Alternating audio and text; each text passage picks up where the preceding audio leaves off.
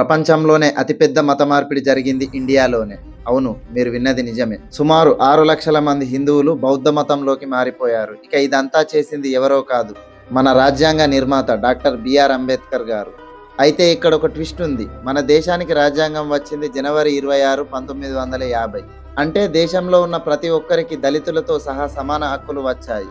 Vote హక్కుతో పాటు రిజర్వేషన్లు కూడా వచ్చాయి. మరి హక్కులు, రిజర్వేషన్లు వచ్చి సరిగ్గా 6 సంవత్సరాలు గడిచిన తరువాత అక్టోబర్ 14, 1956న అంబేద్కర్ గారితో కలిసి ఇన్ని లక్షల మంది ఎందుకు తమ మతాన్ని మార్చుకున్నారు?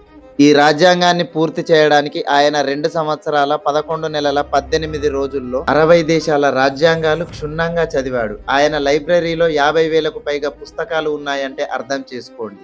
ఇంత కష్టపడి ఆయన అనుకున్న రాజ్యాంగాన్ని నిర్మించిన తర్వాత అసలు ఇలా ఎలా జరిగింది? దీనికి గల కారణం ఏమై ఉంటుంది?